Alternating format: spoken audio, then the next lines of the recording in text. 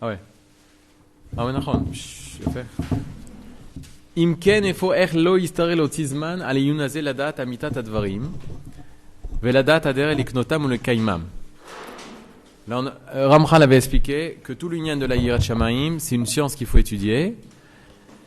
Cette science-là, le but d'étudier Messiat Yesharim, c'est pas de faire les mitzvot. Le but de Messiat Yesharim, c'est pas de faire des actes bons, c'est d'être bon, c'est de devenir bon. Une personne qui va étudier Messiat Yesharim pour remplir ses connaissances et d'avoir des connaissances sur le moussar, mais pas dans le but de les appliquer, alors il peut faire même Messiat Yesharim. Ramchal ne veut pas être lu par lui. De quelle façon il l'a fait? Il a fait les choses de façon à ce que les personnes ne se trompent pas. Il n'a pas écrit de Chidushim dans son Messiat Yesharim. Que très peu de Chidushim, que très peu de choses nouvelles. Les choses qu'il a écrites, c'est uniquement dans le but que la personne intériorise le moussar, intériorise la morale d'Akadosh Baruch Hu.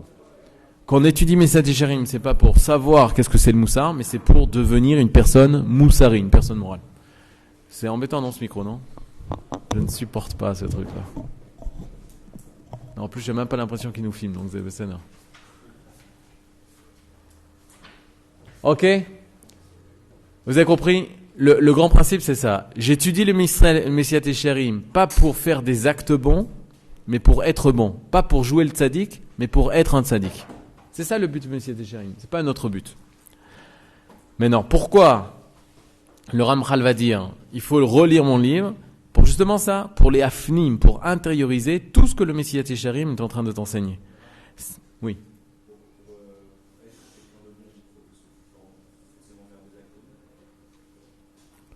Non. Il y a deux chitotes.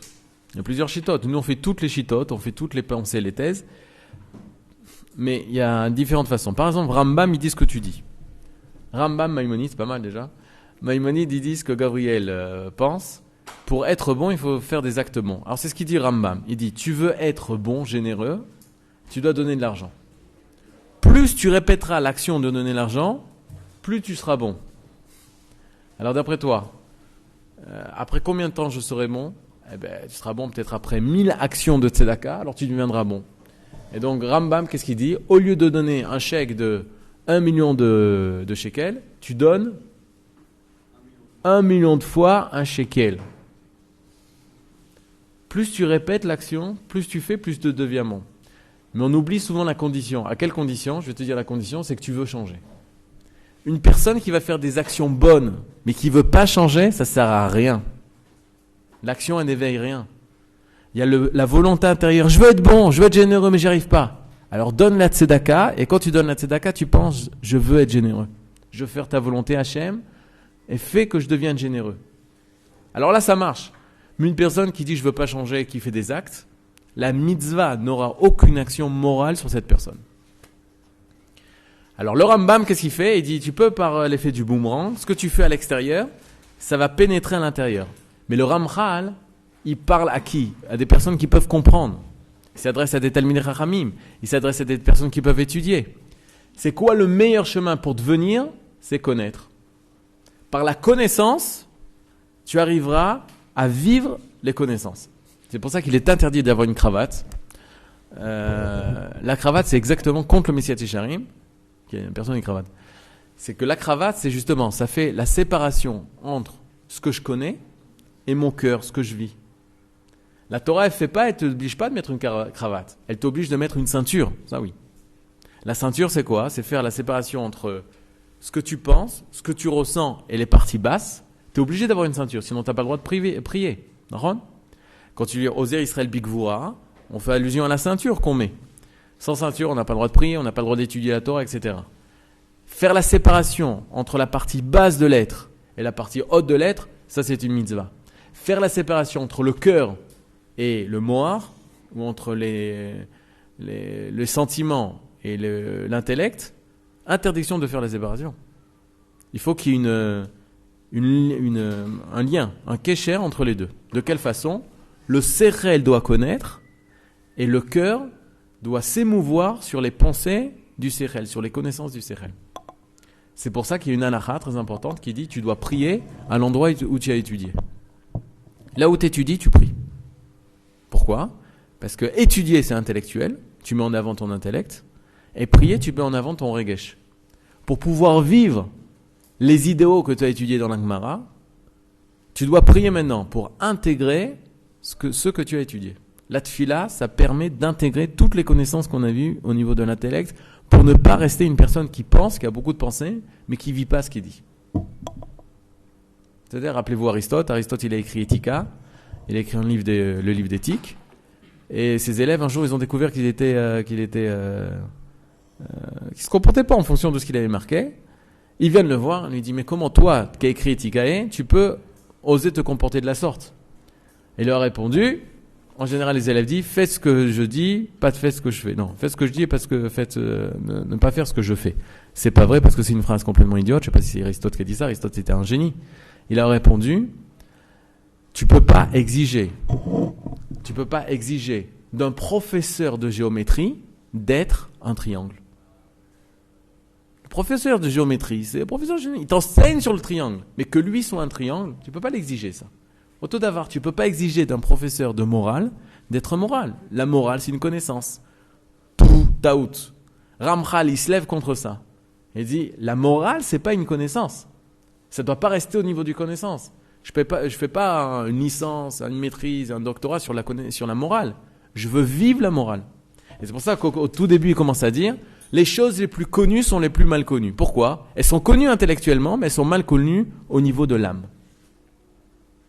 Et seule une personne comme Ramchal peut nous parler de ça, parce qu'elle a réussi à intégrer ça, à vivre les idéaux qu'elle est en train de nous dévoiler ici. C'est ça? Donc tout le but du Messiat Yesharim, c'est intégrer. C'est pas connaître seulement, c'est une connaissance qui se veut intégrer. Donc il faut tout le temps répéter Messiat Yesharim, tout le temps relire, tout le temps réapprendre, pour pouvoir l'afnim intégrer, intérioriser ce que Ramchal nous dit. Maintenant pourquoi? Parce que souvent on oublie les choses. On a appris sur Avat Hashem, avec le temps ça s'oublie. On a une force que Kadosh Baruch Hu nous a donnée, c'est l'oubli. C'est bien ou c'est pas bien l'oubli? Les deux, bidiouk. Il y a des choses qu'il vaut mieux oublier.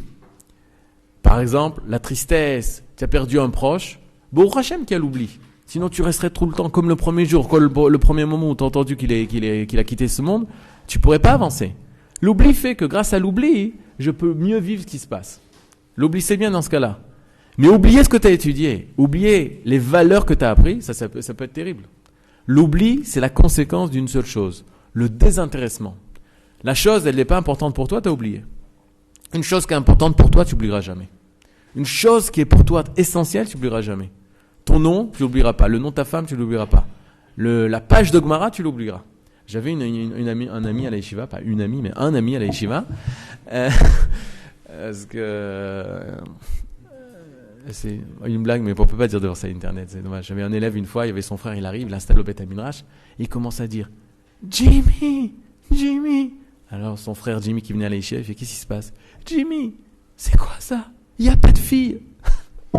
C'était la première fois qu'il mettait ses pieds dans un Beth Midrash, il croyait qu'il y avait des filles et des garçons qui étudiaient, et il était choqué qu'il n'y ait pas de filles.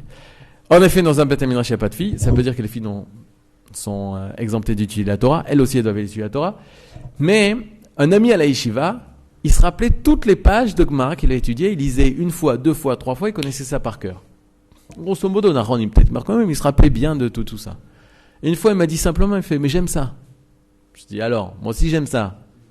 Il fait, Kaniri, j'aime plus que toi. Alors je l'ai mal pris, je dis, qu'est-ce que tu aimes plus que moi? Eh oh, moi j'aime. Il fait, non, une chose que tu aimes, alors tu oublies pas. Et ça m'est resté, après je l'ai trouvé dans les paroles du Rav Kook, Nahon, une chose avec laquelle on est attaché, on n'oublie pas. On oublie les choses qu'on est un désintéressement par rapport à cette chose-là. On raconte au sujet du Rav Kook un sippo extraordinaire que j'aime beaucoup raconter pour remettre les choses au point, même si c'est le micro là, il faudra ranger ça. Il y a 100 ans, le Rav Kook il était à Jérusalem. On l'appelle Rav Kook. Il y a un dibouk à Tzfat. Intéressant. Vous savez ce que c'est un dibouk? Une âme qui est rentrée dans un corps. Et il commence à parler dans le corps d'un autre. On prend le Rav Kook, on l'emmène à Tzfat. Arrivé à Tzfat, il se trouve nez à nez avec la personne dont l'âme parle à l'intérieur de lui. Il commence à parler avec ce dibouk-là, tout seul dans la chambre, et on entend un gros cri. J'étais pas là. On entend un gros cri. Le Rav Kook sort, il dit il est sorti par l'orteil du pied droit, ou du gauche. Non, mais chané. Et toutes les personnes qui étaient là, les chachamim qui étaient là, il a su enlever le dibouk, la personne, elle allait mieux, ça y est, elle avait parlé normalement, etc. L'âme était sortie. Quel Rav grand nous avons, Rav Kook. 3 mois plus tard, il y a un Rav qui vient voir le Rav Kook, et à côté de lui, il y avait son fils, le Rav Ziyouda. Donc il parle au Rav Kook, Rav Agadol, Rav Mekoubal Agadol, le grand Mekoubal, qui sait enlever les diboukim, le dibouk. Et le Rav Kook lui dit quoi? Il fait oui, vous vous rappelez à Tzfat, il y a 3 mois, vous avez enlevé le dibouk. Le Rav lui dit non, je ne me rappelle pas. Personne dit mais oui, Tzfat, le doigt, l'orteil du pied droit à gauche. Je ne me rappelle pas, je ne sais pas du tout. Et le Rav Kook continue d'étudier. Le Rav se tourne vers le Rav Ziyouda, il fait qu'est-ce qu'il a ton père là? Il se rappelle pas? Il rigole de moi? Il se moque de moi? J'étais là! Il lui dit non, il ne se rappelle pas. Il fait mais pourquoi il se rappelle pas? Alors Rav Ziyouda il lui demande tu te rappelles la page de Gemara que tu as étudiée hier? Tu t'en rappelles par cœur? Il fait non, pas trop. Il fait pourquoi? Je sais pas. Alors je vais te dire pourquoi, parce que ça t'intéresse pas. Tout ce qui n'intéresse pas, on s'en rappelle pas. Chez le Rav Kook, enlever un dibouk, c'est pas ça qui l'intéresse. Ça en met sur terre les gens qui planent. La Torah, c'est pas de la magie. La Torah, c'est pas de la sorcellerie. La Torah, c'est pas des trucs mystiques où nous on est épatés des âmes, des trucs machin. Il se rappelle le Rav Kook à quel pauvre il a donné l'argent et qu'est-ce qu'il faudrait faire demain pour l'aider ce pauvre à trouver du travail. Ça, il s'en rappelle par cœur. Parce que ça, c'est les choses importantes de la vie. D'enlever un dibouk, une âme, etc. Bon, ça arrive. Il y a des accidents aussi qui arrivent. Et ça, il s'en rappelle pas. Ok, donc tout ça pour vous dire que le Messiat Yesharim, il faut le lire et le relire. Je ne vends pas de livre de Messiat Yesharim, j'ai aucun intérêt. Et même Ramchal, il n'a pas d'intérêt parce qu'il dit achète une fois un livre et tu le répètes toute la vie. Ken, Shimon.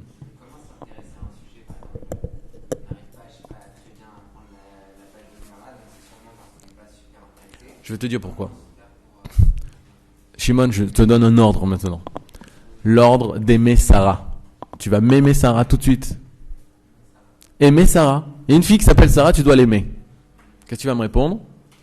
Qui c'est Sarah? Qui c'est Sarah? Je suis prêt à l'aimer. Moi, je suis une personne bonne. Je suis prêt à l'aimer, mais qui c'est? Tant que tu sais pas qui c'est, jamais tu pourras aimer ça. Comment aimer une Gemara? Si tu sais pas ce que c'est une Gemara, jamais tu pourras aimer ça. Si tu sais pas qu'est-ce que tu fais quand tu étudies la Gemara, si tu sais pas l'importance de la Gemara, si tu sais pas qu'est-ce que tu es en train de faire maintenant, forcément, tu vas pas vouloir l'aimer. Je te conseille, continue à étudier la Gemara, et en parallèle, de demander à tes rabbanim d'étudier avec des élèves, pourquoi on étudie la Gemara?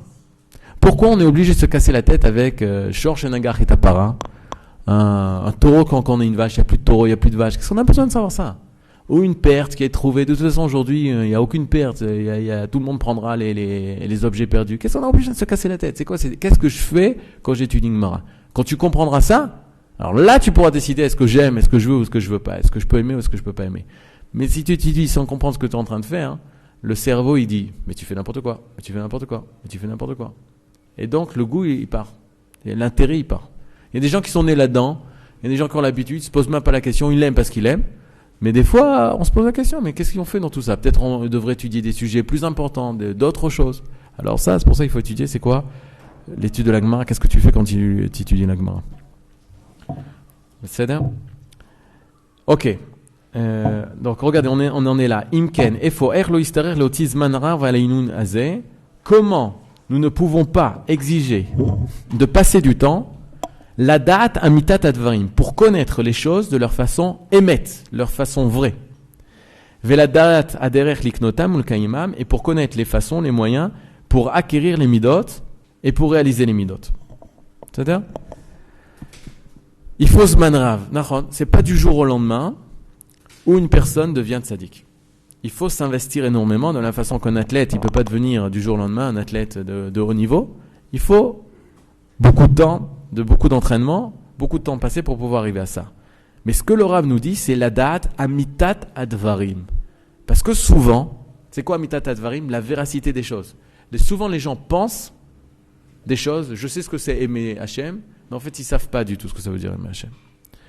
Donc tant qu'une personne, elle reste dans le trouble, dans les choses qui sont pas claires, alors ça ne s'appelle pas acquérir véritablement les choses. Les choses que l'on pourra acquérir, c'est seulement les choses qui sont claires dans notre tête. Si c'est pas clair, si c'est flou dans ta tête, jamais tu voudras, jamais tu t'éveilleras à ça, jamais tu te rappelleras, jamais tu désireras la chose. Les seules choses qui sont pour nous importantes, c'est les choses que tu as très bien compris. Et ça, je te répète par exemple en Gemara. Tant que tu n'as pas compris exactement qu'est-ce qu'il a dit, qu'est-ce qu'il a répondu, c'était quoi la question, c'était quoi la réponse, tu n'as aucune chance de t'en rappeler. Aucune chance. Quand est-ce qu'une personne va pouvoir vivre la chose? C'est quand il y a une connaissance claire. Il comprend exactement ce qu'il y a. C'est pour ça qu'il faut répéter 1000 fois, 1001 fois. Une fois que la Gemara elle est claire dans ta tête, automatiquement ça se réalise. Une personne, elle ne pourra pas désirer une chose qui est trouble. Si c'est trouble, tu n'arriveras pas à avancer. Et tu penseras que la Torah elle est trouble, on peut dire ce qu'on veut, tout est possible. Zelon achon, il y a des choses très claires. Et une personne, elle doit arriver la date à mitat advarim. Me'ayin tavo achorma azot belev adam, imlo yevakshena. D'où viendra la sagesse de l'homme si l'homme ne la cherchera pas? La sagesse, par exemple ici, vous voyez le téléphone. Le téléphone, c'est construit avec chorma ou sans chorma? Il y a une grande chorma. Il y a des milliers d'ingénieurs qui ont travaillé pour ça. Des milliers d'années de technologie qui ont fait à ce qu'on ait pu arriver à sortir un objet comme ça.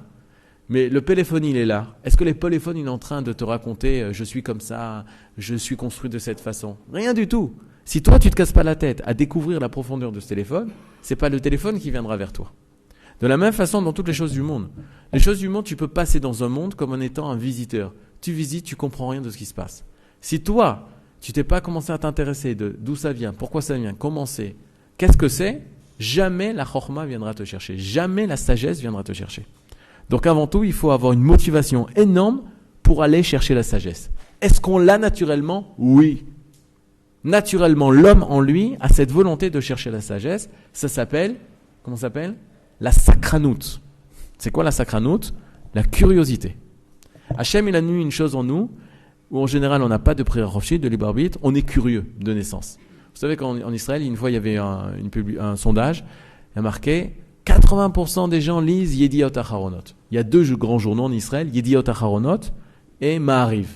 Et il y a marqué 80% des Israéliens lisent Yediot Aharonot. Et il y avait une astérix à côté. Je regarde l'astérix, qu'est-ce qu'il y avait marqué? C'est pas un vrai 100%, c'est pas un vrai pourcentage, parce qu'on a remarqué le phénomène bizarre, ce qui était marqué, le phénomène bizarre que les gens achètent deux journaux, et Yediot et Ma'ariv. Donc Naron, sur 100 personnes, il y a 80 qui ont Yediot, mais il y en a 80 aussi qui ont Ma'ariv. Vous comprenez le truc? C'est-à-dire c'est pas un vrai pourcentage. D'où c'est possible? Parce que l'homme est curieux. L'homme veut tout le temps savoir. Tu te poses en plein, ne faites pas le test, tu te mets en plein milieu du carrefour ici à Kiryat-Moshe, tu lèves ta tête comme ça, toutes les voitures elles vont te regarder, elles vont faire un accident. Je suis curieux, qu'est-ce qu'il est en train de faire là? Ne faites pas le test, hein.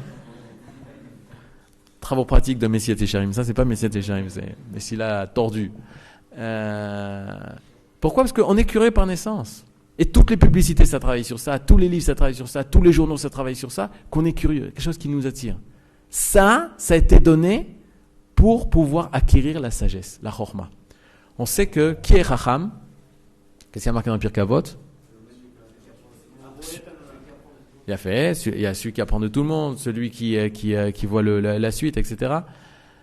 C'est-à-dire, le fait d'apprendre, c'est être Chacham. Le fait de poser des questions, c'est être Chacham. Une personne, d'ailleurs, c'est manière, le grand titre qu'on donne à un homme, c'est Talmid Chacham, l'étudiant sage. Il est toujours étudiant. Si une personne arrive à un moment de sa vie et dit « ça y est, je suis Ani Chacham », il est kouloum, il est rien. Parce qu'il s'est arrêté d'être Chacham. À partir du moment où il s'est arrêté de poser des questions, d'être arrêté d'être un élève. L'élève chez nous, le sage chez nous, c'est la personne qui veut tout le temps savoir. Tout le temps savoir, tout le temps savoir. Ça, c'est le véritable Chacham. Donc, c'est ce qu'il dit. D'où viendra la sagesse si on ne la demande pas? Vekevan, shegvar itamet etzel kol adam, tzorer temimut ha'avoda, vechovat tarata, vinikona, shezuza la telinen yirset vedeklal, elan imeset umetuevet, kichol evod orash Hashem, echol yeser mashavot umevin. Je reprends. Vekevan, et puisque, shegvar itamet etzel kol chacham. Toute personne sage, itamet, elle sait que c'est vrai, elle sait que la chose est vraie. Le tzorer, le besoin, de tmimut ha'avoda, vechovat tarata. Elle sait le besoin du service parfait. Vechovat tarata.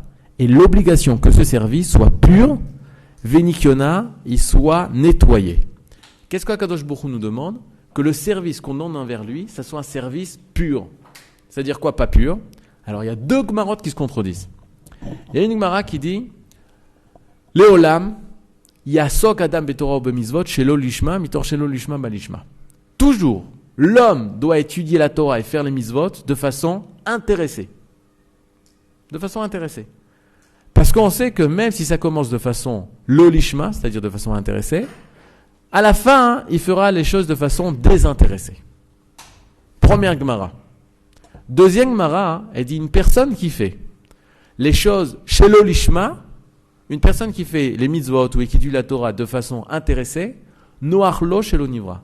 Il aurait été préférable pour lui de ne pas être créé. Ça marche? Donc il y a deux Gemarot qui se contredisent. Une Gemara qui dit ne t'inquiète pas. Tu es déjà guéri, extraordinaire.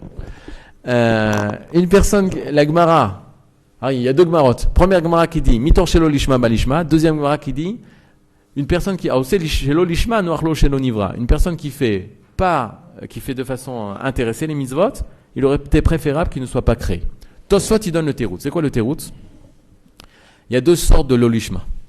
Le premier lolishma, de façon intéressée, c'est un lolishma chamour. C'est par exemple une personne qui fait Torah et mitzvot dans le but d'écraser les autres. D'écraser les autres, de dire je suis le meilleur, vous êtes que des nuls, c'est moi le plus fort, c'est moi qui comprends, et lui comprend rien, lui comprend rien, il comprend rien. Il prend la Torah et les mitzvot pour écraser autrui. Alors une personne comme ça, il aurait été préférable qu'il ne soit pas créé. Il aurait été préférable qu'il n'étudie pas la Torah. Ça marche? Mais une personne qui étudie la Torah, l'olishma de façon intéressée, il a un intérêt. C'est quoi son intérêt? Pour qu'on le respecte, pour qu'on dise waouh, t'étudies la Torah, c'est génial. Quoi? Omar Meir, waouh, mais t'es fort et tout. Si une personne a fait ça pour ça, c'est grave, mais c'est pas très grave. Il grandira, et il fera à la fin de façon désintéressée. Mais il y a une autre condition, c'est qu'il le sache. Qu'est-ce que ça veut dire qu'il le sache? Qu'il sache que le niveau qu'il a pour l'instant, c'est pas un bon niveau, et qu'il veut atteindre le niveau de désintérêt total. Alors ça, c'est Besséder. Il sait que étudier la Torah de façon désintéressée, c'est ça le but. Mais pour l'instant, ce qui le pousse, c'est ouais, grâce à ça, je vais pouvoir donner un cours, on va pouvoir m'appeler Rav, on va pouvoir me dire ouais, t'étudies la yeshiva, c'est super, etc. C'est ça qui me pousse. Mais il faut qu'il sache que le but, c'est d'arriver à étudier la Torah de façon totalement désintéressée. Maintenant, lorsqu'on étudie les choses, comme on a dit tout à l'heure, c'est pour devenir. Comment on pourrait devenir? Parce qu'on est comme ça. Quand on étudie par exemple les parachutes de Bereshit, on apprend sur Avraham Avinu. Le but, c'est pas faire une thèse sur Avraham Avinu. Le but, c'est d'être comme Avraham Avinu. Mais comment on peut être comme Avraham Avinu? On peut être Avraham Avinu parce qu'on est des descendants d'Avraham Avinu. C'est-à-dire que quand tu es en train d'étudier Avraham Avinu, le but, c'est pas de pouvoir décrire ce qu'Avraham Avinu a fait, là c'est de vivre ce qu'Avraham Avinu a fait. Ça c'est dit dans les Pirkei Avot. Vous vous rappelez? Il y a une phrase qui répète tout le temps, on dit Ouaya Omer. C'est quoi Ouaya Omer? Il avait l'habitude de dire, c'est un imparfait. Ouaya Omer, c'est pas Ouama. S'il avait l'habitude de dire, le Rav Ashkenazi, Manitou disait Ouaya Omer. C'est quoi Ouaya Omer? Il était, et parce qu'il était comme ça, il avait le droit de parler. Quand on étudie le Moussar, quand on étudie le Messiat Yesharim, c'est pas on étudie des paroles. On étudie être. Ouaya. C'est ça qu'on va essayer d'avoir. C'est ça qu'on va essayer d'atteindre. C'est le fait d'être. Et c'est pas le fait de juste parler. C'est bien. Vechovat ta'arata. L'obligation que notre service envers Akadosh Baruch Hu soit pur. Venikiona est enlevé de tout déchet. Je vous donne un exemple. On raconte l'histoire d'un Rav. Il allait mourir. Et on le voit, au moment où il va mourir, il est comme ça. On dit, ça y est, tu vas mourir. Il fait, non, je me bats avec le Yetzer Hara. Fait, tu te bats avec le Yetzer Hara? Même sur le lit de ta mort, et tu as encore un Yetzer Hara. Quel Yetzer Hara tu peux avoir? Il dit, le Yetzer Hara, il est en train de me dire, tu vas bientôt mourir. Crie devant tout le monde, Shema Israël, pour montrer que tu es un grand sadique, tu fais Shema Israël avant de mourir. Et moi, je le combats, je dis, non, je dirai pas Shema Israël devant tout le monde. Je le dirai pas. Pourquoi? Parce que je vais montrer à tout le monde que je suis tzaddik. C'est l'orgueil. Je veux pas faire ça. Bah, sauf il a pas dit, il est mort. Ça, c'est un grand sadique. Yetzer hara, des fois, il se déguise en grand rabbin. Il dit, toi, tu dois étudier ça. Toi, tu dois aller dans tel yeshiva. Toi, tu dois aller dans tel cours. Qui te dit que c'est pas le Yetzer hara qui s'est déguisé en grand rabbin? Au nom de la Torah, qui te dit que c'est pas le Yetzer hara? Il faut que notre avoda, notre service envers Akadosh Baruch Hu, il arrive à être pur, totalement pur, de tout orgueil, de toutes choses qui sont dans notre intérêt. Qu'on fasse les mitzvot que parce que Akadosh Baruch Hu nous a demandé. C'est ça qui doit nous pousser. Hachem il veut, je fais. Pas Hachem il veut, comme par hasard, moi aussi je suis d'accord, alors je fais. Ça c'est pas la voie de Hachem. La voie de Hachem, betzurat mima, betmimut, c'est seulement parce qu'il veut, alors moi aussi je veux. C'est une madriga énorme à arriver. Mais il faut d'abord se placer le but. Qu'est-ce qu'on veut comme but? Chovat tara v'nikiona, shezulat ele, ena nirtzet vadaiklal. Et là, il est très dur, le Ramchal. Il dit, si tu sers Akadosh Baruch Hu de façon non pure, c'est-à-dire impure, c'est-à-dire avec des intérêts personnels, alors Akadosh Baruch Hu ne veut pas ça. Et l'anime eset ou metoevet. C'est une chose dégoûtante, répugnante. À quoi la chose ressemble? À un mari. Le mari, il a sa femme, il lui fait la vaisselle, c'est un bon mari. Il lui fait le ménage, c'est un bon mari.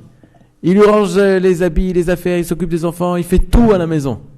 Mais il aime la voisine. Mazé adavarazé. Otodavar. Une personne, elle peut faire Akadosh Baruch Hu toutes les mitzvot, la Torah, étudier la Torah et faire les mitzvot, mais toute la journée, il pense à sa carrière à lui, à sa réussite à lui. Il pense à d'autres choses qui n'ont rien à voir avec le projet d'Akadosh Baruch Hu. Alors, t'as beau faire toutes les mitzvot, kol hakavod, mais c'est metouav auprès d'Akadosh Baruch Hu. C'est répugnant auprès d'Akadosh Baruch Hu. Parce que tu t'es pas concentré vers son projet. Tu as un projet à part. Qui colle les vavot d'Oresh Hashem. Parce que Hashem, il exige le cœur. Il regarde les cœurs. Faites très attention parce que c'est ce qu'a dit la chrétienté. La chrétienté, elle a vu des gens qui étaient très religieux. Et ils étaient immoraux. C'est pas bien, la Torah aussi, d'accord. Vous savez, il y a une histoire dans la Gemara qui est très triste. Il y avait au Beth Amikdash. Vous avez étudié Masechet Souka? Masechet Souka, hein, il y avait, pour arriver à faire le premier, pour être choisi pour faire le korban, il fallait courir sur la rampe qui emmenait au Misbéach. Maintenant, attention, on n'est pas au Mahamir, on est au Beth Amikdash. On devait, pour le premier qui arrivait en haut, c'est lui qui méritait de faire le sacrifice, le premier sacrifice. Donc il y avait une espèce de course. 3, 2, 1, partez. Les Kohanim, ils couraient, et on a arrêté ça. Pourquoi? Parce qu'il y en avait qui se poussaient. Sur la rampe, il y en avait qui se poussaient. Maintenant, tu te pousses, il n'y a pas de rambarde. Les gens, ils tombaient, qu'ils se cassaient des pieds, des mains, etc. On est au Beth Amikdash. Ouais, mais je veux le korban, moi. Je veux être le premier à faire le sacrifice d'Akadosh Baruch Hu. Je suis prêt à sacrifier plein de choses sur le chemin. Je veux faire le premier sacrifice. Et les gens, à l'époque, la chrétienté, ils ont vu, qui allaient devenir chrétiens après, ils ont vu, mais c'est quoi ces gens? Ils veulent faire les mitzvot, et autour, ils font des choses mauvaises. C'est pas possible. Ils ont perdu l'intériorité des mitzvot. À tel point qu'ils ont crié, Rachamana, c'est une phrase de la Gemara, Rachamana liba bae. C'est quoi Rachamana? Hachem. Liba, les cœurs, bae ou rotse. Hachem, il veut pas les actes. Hachem, il veut les cœurs. À quoi ça sert que tu fais l'acte si le cœur est pourri? Il y a un autre sipour dans la Gemara où au Beth Amikdash, ils sont disputés. Il y en a un qui a sorti un Kohen, il a sorti un couteau, il a planté sur le voisin. Et le troisième Kohen, il lui dit, sors le couteau avant qu'il meure, de façon à ce que le couteau ne devienne pas impur. On est arrivé à un truc, une société complètement folle. Où on voit que les mitzvot, on s'intéresse pas à Mekara, au niveau moral, au niveau moussari. L'essentiel, c'était, je fais la mitzvot Hashem. Sur les comptes des autres. Et là, la chrétienté, elle a pu prendre son essor, elle a dit, non, la Torah, c'est le cœur, c'est Hashem, les cœurs qu'elle veut. Ça, c'est sûr que Rachaman Ali Babé, que Hashem, il veut les cœurs. Mais il veut les cœurs dans les actes. Une personne qui dit Hachem, il veut que les cœurs, mais je fais pas les mitzvot, je fais pas les tzedaka, je fais pas les tefillin, je fais pas Shabbat, ça aussi Akadosh Baruch Hu, il veut pas. Ça veut dire? Bon, on continuera la prochaine fois, mes Hachem.